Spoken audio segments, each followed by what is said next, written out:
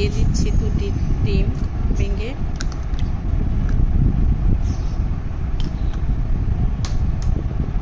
আরেকটি দিয়ে দিচ্ছি।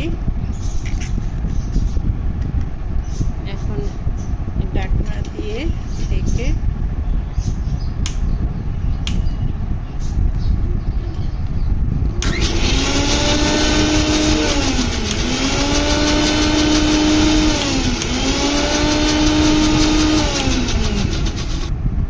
দিয়ে দিব স্বাদ মতো লবণ, দিয়ে দিব গোলমরিচের গুঁড়ো, দিব 1 টেবিল চামচ চিনি,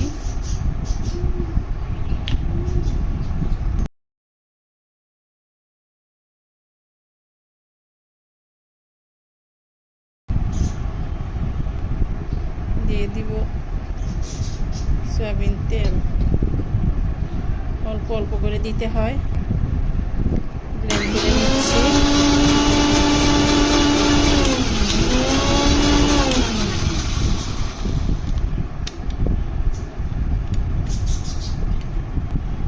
দিয়ে দিয়েছি সিরকা 2 টেবিল চামচ পরিমাণ। আবার দিয়ে দিচ্ছি তেল, অল্প অল্প করে দিতে হয়। এখন আবার ঢেকে দিচ্ছি, ঢেকে এখন আবার করে নিচ্ছি। আবার দিয়ে দিচ্ছি তেল, কয়েকবার দিতে হয় তেল।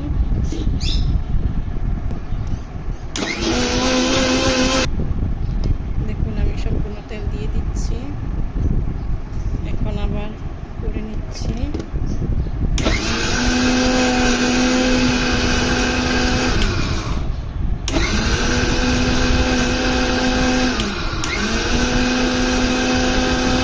দেখুন আমার হয়ে গিয়েছে।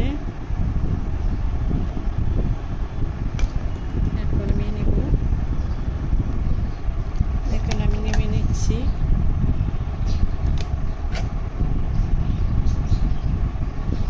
এটা অনেক তৈরি করা অনেক সহজ। দেখুন আমার হয়ে গিয়েছে। এটা যদি ভালো লেগে থাকে লাইক কমেন্ট সাবস্ক্রাইব করবেন, আমার পাশে থাকবেন। আল্লাহ হাফিজ।